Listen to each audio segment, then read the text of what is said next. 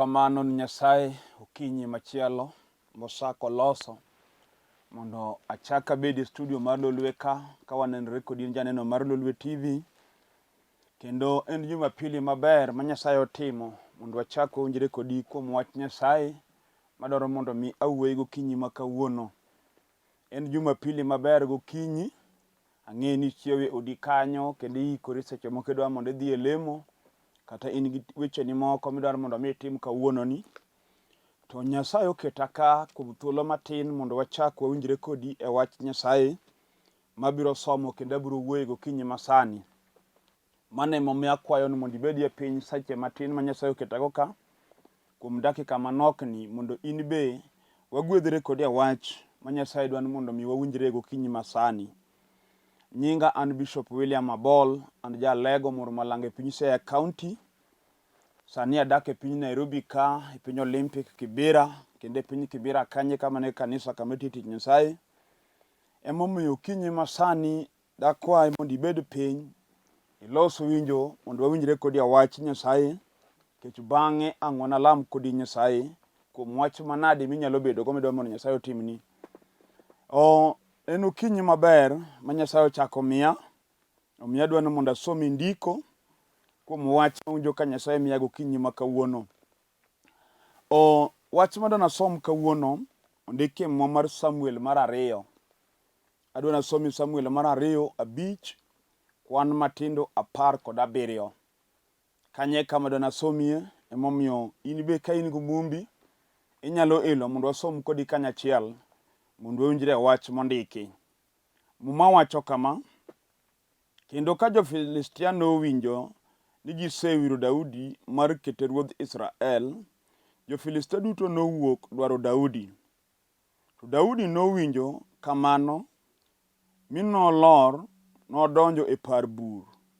To jo-Filistia nosebiro magipong'o pap mar Refaim.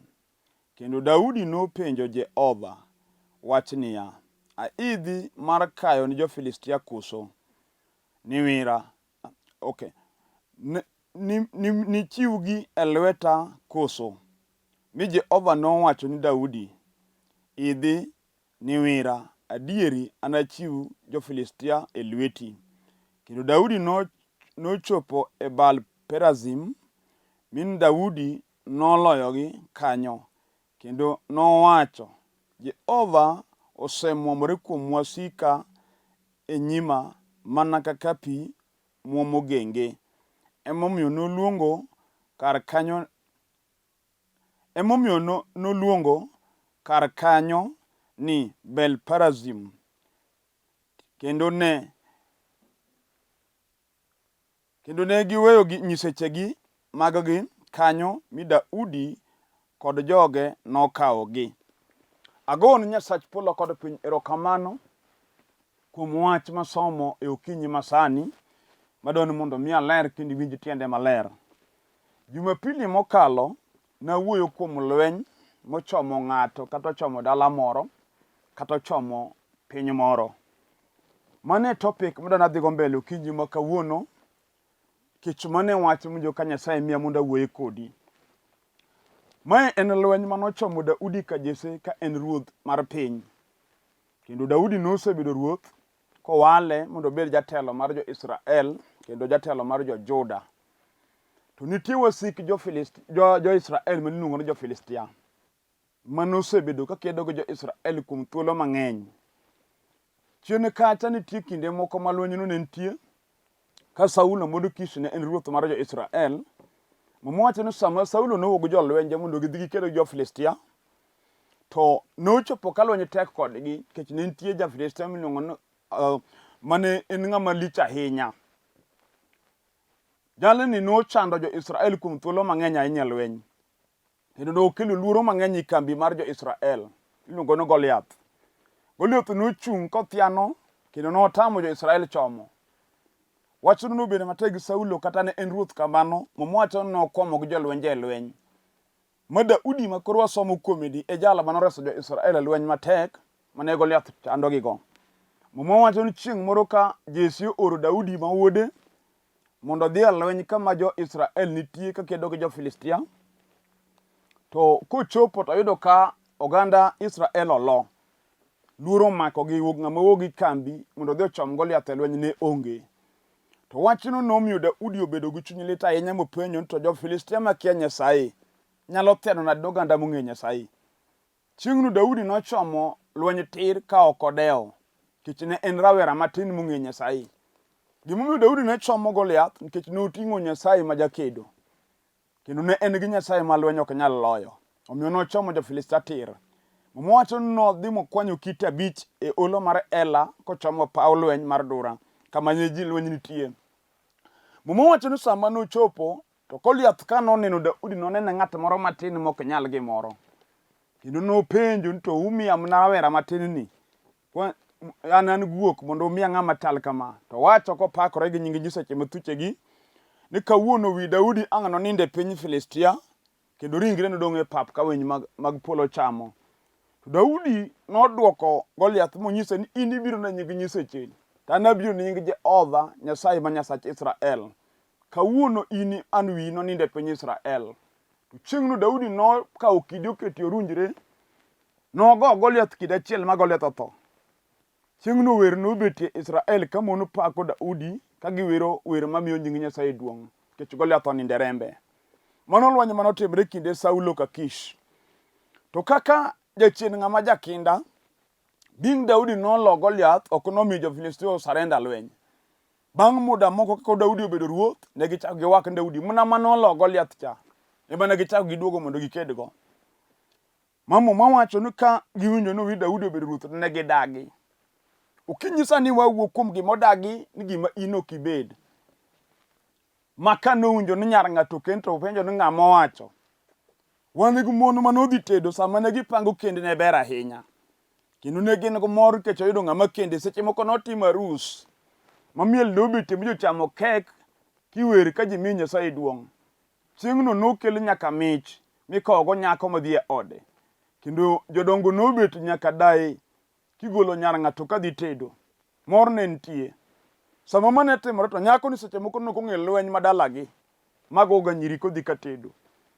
Kech wan gi dala mjochino yien nyako mondo ng'ama kende maginyuolgo nyathi achiel kata kama odakie moko nodag kanyo. Kech lwenj dala nodagi ni mugogo kitede mamok kadichuo. Seche moko nyar ng'adni sama notimo arus nokong'eyo kit lweny madalagi. Omiyo nodhi arus kod mor ahinya. Ma en be nowacho weche moko mag singruok ka osingre kod Nyasaye sami giriwo arus. To jochiende mago ji gi lweny dalano nochiko itgi to winjo weche mowacho nopenjo ni ng'ama owacho. Jo-Filistia nowacho to ng'ama owacho ni Daudi bedo ruoth. Ne giwuok ni Daudi e konde te, gichomo Daudi mosewir mondo obed ruoth mondo gitieke. Okinyi masani wawuok kodi mama, kata kibeti odi sani gokinyi, ine wasigu mo ani piny modagi no kibede odi. Ne gipenjo ni ng'ama owacho mondo anyango kende. Manyango dagie ode ok timre. Omiyo ne gitukni gi lweny. Sama yalo ni sani gokinyi sani nitie lweny bende ne en adier mochomo odi tir. Goyi mi onge kwe makata chiemo tami. Sama mon nyiero go chogi ni ywak, kech seche moko lweny mochomi tir, en lweny mogol dichuo kuomi. Omiyo chori mane okendi mane uriwo garus mane unyiero go, sano lokre jasike ma koro njoto kuwo kodi. Obeti otuko kuot ka chunya lit iparo gima paro bende kia. Kosa maduong' motimre mabedi wach dikel gima kwano bende okine. Ipenjo tang'o matimore, mano lweny. Mochomi tir e dier odi kanyo. Omiyo kado tieno seche moko nindo kuteri, nikech iparori, ikia ni chomo kanye. Lweny nyalo goyi makata nyathi kich ma onge jonyuolne. To nuti kendi gidicho midonje dala moro korwoki maber koheri. To lweny nyalo ani chien. Mipoka lweny obiro badala mano heri ni jite lokre wasiki.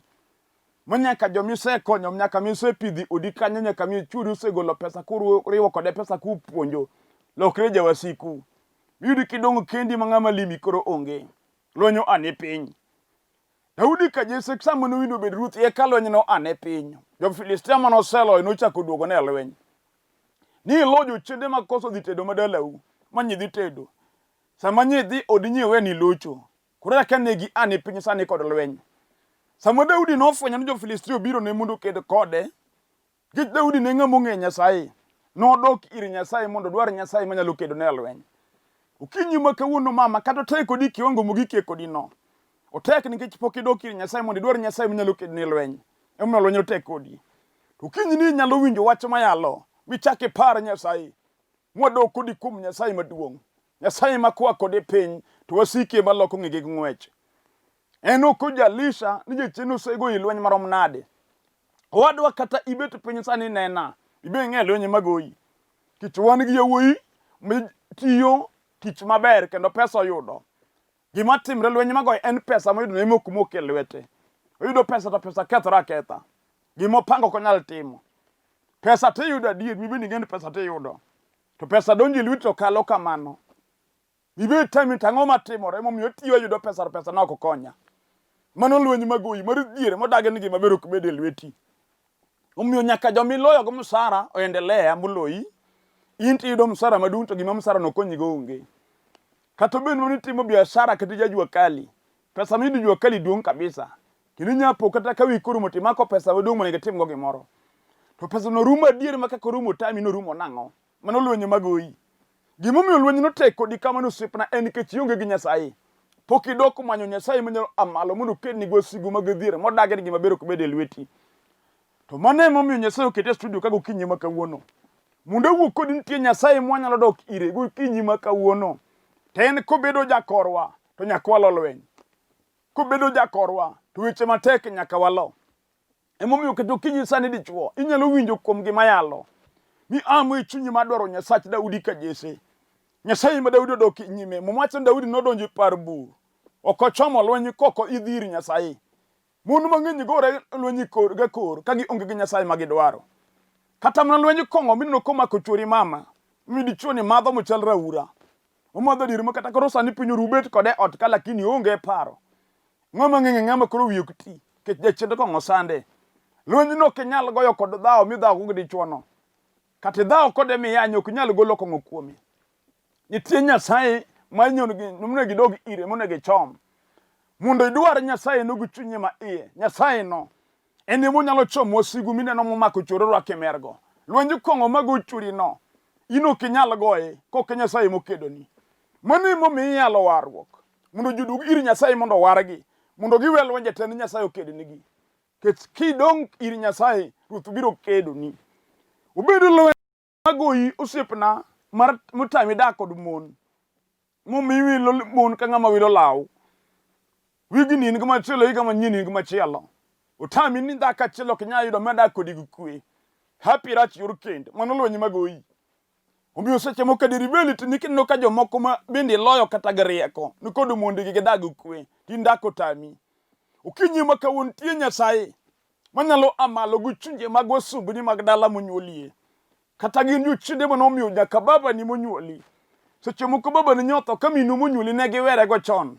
Manyo pidhi gi dhako machielo. Ka minu to no achon mowi kanyo. No dhi okende kama chielo be modakie. Mano jachien modagi dalau kanyo. Nyo chando minu kod wuonu. Manyok gidag kwe ma seche moko jaduong' nyotho ka dhako matim nende liende onge. Kipidho gi jomoko nono. In be ka jatni omonu karo kend jachien no ani piny.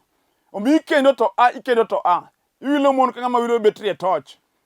Chandi nang'o matimore. Manu nitie lweny manogo wuonu mibendo chwe migoyi. Lweny no kinyal loyo kendi. Lakini kinya duok kuom Yesu Kristo mod Nyasaye. Tiwere lwet Nyasaye gokinyi sani. Ruoth biro kedoni. Kech ondikie mo man lweny en mar Nyasaye. Lweny ok en marwa. Gimomiyo lweny ni loyi nikech ikede kendi kok idwaro Nyasaye mondo kedni. Jaduong' kata dala kethore kuomi, itemo chungo to gichung'. Itemo ka nyiri kada gidi chung' to tamore. Itemo dwaro kaka yauti kada gidi chung' to tamore. Gimomiyo lweny tek kodi nitie. Otek nikech iwe Nyasaye ikede kendi. Pok idwaro Nyasaye mamanre gi ng'ate lweny. Nyasaye manyalo chungo dala mokethore. Manyalo twang'o dala ma jachien oyiecho.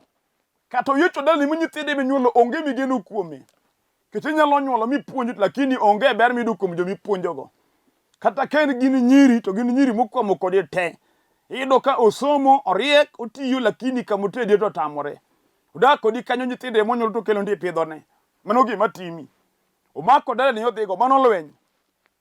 To nitie Nyasaye monego wapenj wach gokinyi ma kawuono. Mondo eki amalo kichomo wasigu maketho dalani. Yawuoti mosomo chalo jomoko somo. In gi jomosomo moko gin graduate. Lakini onge gima somo konyogigo. Iyuago pesa ni mani ikete skul kipuonjo go rorni matindo kokonyi.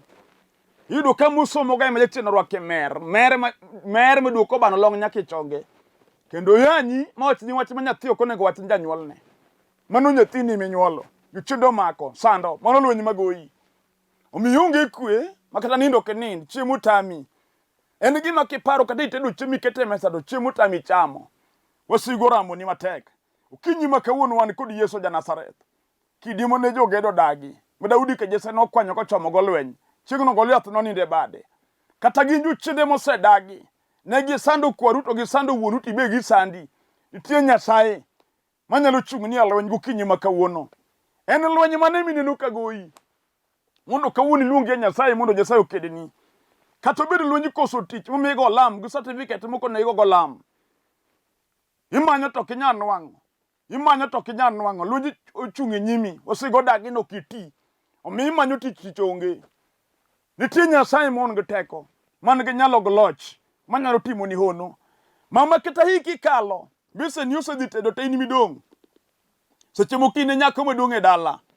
Nyiri matindo matoki osedhi tedo te. In tedo mari otamore. Miyo nyithindo go chai. Kata kuro mi family meeting. To giwuoni kaka gihero nikech in tedo tami. Omi dong' mugogo mok nyal dhi tedo. Jineni ng'amo fail. Nitie Nyasaye. Minyalo paro gokinyi ma kawuono. Manyalo yawo yor tedo ni mane chieno lorono. Bipoko mi ng'at makare mudago gukwe. Nyalore. Kech lweny en mar Nyasach Israel. Kata bena nyuolai modagi ndele ni okuchung'. Gigo korgi giwacho ni kanyo to onge. Omiyo gichecho giyenyo. Kendo iwinjo ka ng'ato wacho ni wach moko nego wachni. Kendo cha dala ni. Tie Nyasaye manyalo mako lwet dala mocha. Molao go miere manoyombo. Mokal miere go modhi go mbele. Nyasaye manyalo chungo kamogore piny. Kata jachiero senego nyithindi mama. Unego midong' ariyo kende eminene wang'i. Ariyo modong' be chunyi luoro ni kodi nikech ineno ka gima gibende giweyi. Nyasaye nitie manyalo chungo yamo mar tho. Momi nyithindi modong' gi ngima ma gibed joma gero kari. Nyalore. Kech en jal madhi joge lweny. Kinde moro ka Farao wiye tek. Odagi we nyithind Israel osando. Kiwuoyo kod Othiano. Nyasaye nobiro kod honni. Madongo mogo go Farao e piny Misri. Nyaka Farao noting'o bade ni Nyasaye oloye. Kata jochindego dagi nitie Nyasaye. Minyalo dugo kuome gokinyi sani mondo kedni gwasigu makedo kodi. Makedo go dalani. Momiyo dalani mama. In gi nyiri monego nyuom to onge minyuomo kata chiel. Moko tedo gowi nyuolo kuro nyithindo rume igi ka onge ka chwore okonyono dalani. Kendo iyudo ka nyithindi dongo lakini ng'ama nyuom nyari makele dhiang' e dalani otamore. Wach momiyo kata kidhi ka ng'ato ka ochenu kuro tiwinjo kibendi go mbaki ni dhako mineno madonjo nigi nyiri mabeyo nyigigo benjo tedo to kata mosenyuom achiel kuomgi onge. Wach no kuodo wiyi otekni lakini wan gi Nyasaye ma jalweny. Ruoth maratego. Nyasach Israel. Nyasach Ibrahim maod Tera. Nyasaye mok lony nyaka chieng'. Kata pinyuni ni ng'at morumo Nyasaye nitie. Kata gicha dala ni ginyiero Nyasaye nitie. Nyako kata inyieri kind nyiri weteni Nyasaye nitie. Manyalo maki matim ni ng'wono. Matie ka nyiera kod achaya. En ema wuoyo kuome gokinyi sani. Nyasach Daudi maka Jesse. Mwete saba jo-Filistia noyuoro mondo tiek Daudi. Daudi nodok ir Nyasaye. Openjo Nyasaye ruoth adhi koso kik adhi. Nyasaye onyise Daudi wuog e lweny an kodi. Chieng'no Nyasaye nomwomore kuom wasigu kaka pi momuomo genge. Nolal gi jo-Filistia Dabal. Nyasaye ma jachung' e lweny. Kata ji osego siboi kech dalani onge simba mochung'ie. Yawuoyi to in go. To lal oko te maduogo dala onge. Moko pango mane udi e center. Kech wan gi jachien manyalo keto ng'ato pango mane gweng'gi. Iyudo ka i gweng'u e center ma gweng'u ma en kilomita achiel kowuok dalau e kama ipange. In bende odhiambo tiwuok ni dhi ka pango. Idak e center mane kari. Jachien odagi no kidagi dalau. To midaga e center to kata kama ai dalau onge kata mana ot migere. Center kanye kari midakie. Jochien odino ni kanyo. Gikelo weche moko ma giloro ni gono kinyayudo ka kigedo. Kawuono ayalo Yesu ja Nazareth. Ng'at man gi teko manyalo timo gik ma dhano ok nyal. Kiwinja gokinyi mayaleni. Nyasaye no nyalo timo hono osiepna. Mibedo kod dalani, mibedo kod odi. Kata ne gidagi. Kati ai dala ma ji dok gamne kama ite. Kidhi garni gi ot moro mar oboke kata mar jwala. Yemi igero kiike ng'ato to koseike to kare rumo kamano. Mane ndala mi ai. Ibujo chinde madala noriembi. Seche mogi kowi town more midaki dala okidhi. Lweny madala wuok keyo ji maonge ng'ama doke dala. Wuonu lal oko, in bende lal oko. Kawuono yalo Yesu manyalo chokou, machak duoko e dala kendo mubed ji. Lweny magoyo uno, nitie ng'ama nyalo kedonu. Iluonge Yesu wuod Nyasaye. Muma wacho Daudi nopenjo Nyasaye. Ruodh jo-Filistia oseyarona gibiro. Ging'eny giloya, achomgi koso kik achomgi. Nyasaye onyiso Daudi ni ruoth, Daudi amalo, an Jehova adhi kodi e lweny.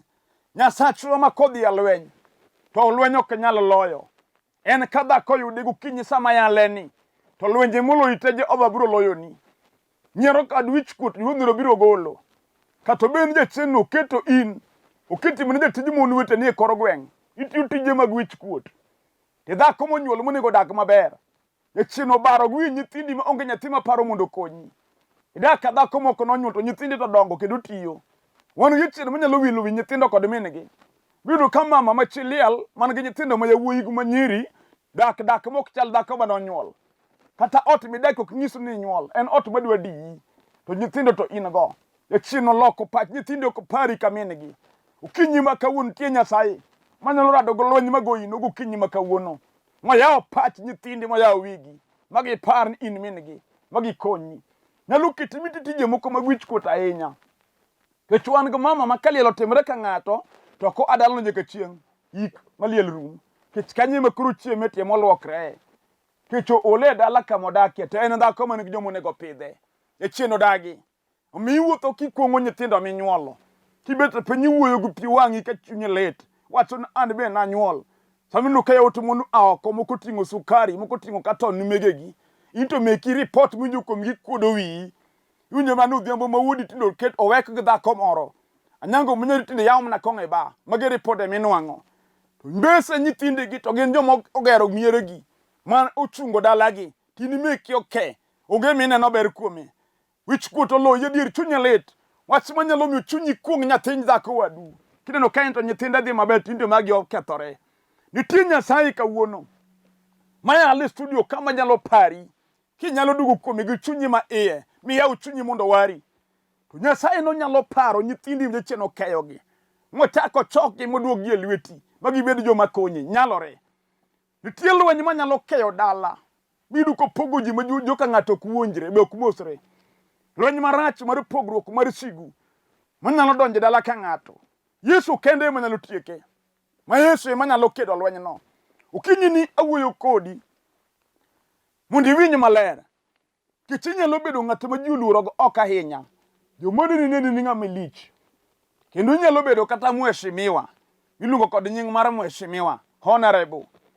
Maka ji oneni nyaka polise goni sarut. Kata kamano, nitie lweny moloyi kod honorable ma in no.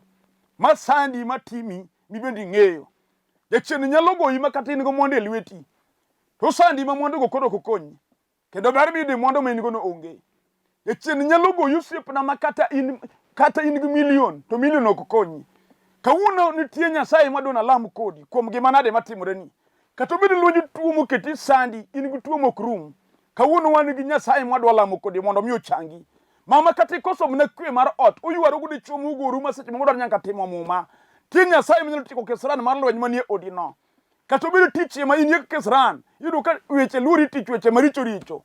Chal ka gima tich dwa kethore. To tich madwa kethore nyaka nyi kawo loan pok ichulo. Idwa ni mondo riembi tich gi lweti nono. Kawuono Nyasaye nitie mabiro chungo ne yamo. Adwa ni mondo yudi yien kech adwa na lam kodi Nyasaye. Kuom wach moro amora mineno matek matimi. Lweny moro amora mineno mochung kodi chungo. Kawuono yie wadwa penjo kodi Nyasaye wach man gi teko. Emomiyo kinyi ma kawuono adwa ni inwang' yie kamibetie minenani mondo walama ni kodi Nyasaye. Kata obedo kong'o ema sandi osiepna yudi yie kawuono Nyasaye dhi goli e lwenj kong'o. Kata obedo lwenj chode ma sando dhako motami dak kodi kwe kawuono Yesu dhi golie. Adwa ni walam kodi Nyasaye kama nitie. Yudi yie mondo walem. Ruoth inie Nyasaye matimo gik ma dhano ok nyal. Kendo ndiki lweny en mari. Ing'i dhako ni malweny oromo chunye maywakni. Ing'i dichuo ma koro kuyo mako ma weche teko ma onge ber moneno. Kijana ni Nyasaye mondo inene, dayo ni ne japuonj. Jaduong' ni bende ng'i kod wang'i mamuol. Kata obedo chien mago dala ne maketho dala, Ruoth amalo. Obedo lweny mago dhako ni maketho ode, Ruoth amalo. ubed lweny mochomo dala ni Nyasaye gol oko. Tirie badi man gi teko. Nyasaye mondo tim gik madongo. Ni ng'ato ka ng'ato moseyie, mosekulo wiye piny, mosego chonge piny, moseywak nigi pi wang'e kuom lweny mokale. Ruoth riene bade mondo timne maber. Aseyie ni iselochone kaka Nyasaye. Duong' odogni manyaka chieng'. E nying Yesu Kristo Ruoth. Amen. Agon Nyasach polo gi piny erokamano mwaselamo. Bedane gi yien Nyasaye ma jaked ni josekedo ni lweny. Kendo kata ka nituo bed gi yien kik isechango. Atwa mikaw en dwar kanisa kamiyale injili mar warruok. Donj kanyo winj wach Nyasaye kendo donj kanyo mondo wari. Onge tony koko wari. Nyasaye biro timo ni gik moko te kendo Ruoth biro bedo ni jaloch. Atieko kafulo nyinga an Bishop William Abol. An jalego Murmalanga e piny Siaya County. An jatich Nyasaye adak e piny Nairobi ka Olympic Kibera. Kanye kama ne kanisa kama tich Nyasaye. Kade dwar biro kanisa kama ntie ka ini Nairobi ka idhe gari namba boro i town. Gari namba boro madhi Olympic. Kiselor Olympic stage gona sime wabiro romo mondo ichope kanisa kama wantie. Kawuono gokinyi adhi bet e piny Kayole kendo wadhi launch kanisa wa e piny Kayole kanyo. Junction Kayole Junction Obama Kayole Junction kanyo. Kanisa kama wadhi chokore ni machiegni kanyo. Ka in area mar Kayole Umoja kata area makono gona sime mondo wanyisi kaka waromo kanyo saa 4 wang'e, saa 4:30, saa 5 wachako chokruok. Koro warwako ng'ato ka ng'ato ma area no bi mondo warad kanyo mondo walam Nyasaye. Ka area mar Dandora wan kanisa Dandora, Kitengela wan kanisa Kibira, e pinje mag Siaya wan kanisa e piny Uganya Sega, wan kanisa piny Ng'iya, Alego wan kanisa piny Muer, wan kanisa piny Malanga, wan kanisa piny Asembo, piny Oyude, wan kanisa kono opogore. Kigoyo sime wabro mi direction mondo ichope branch marwa kamoro amora ma intie. Nyasach kwe mondo mi ogwedhi. Namba mar sime en 0721 280025. Bendo ringo piny screen ka. Airtel en 0782 495 083. Nyasach kwe mondo ogwedhi kendo Nyasaye mondo rit ng'ato kod ng'ato nyaka Jumapile machielo. Shalom.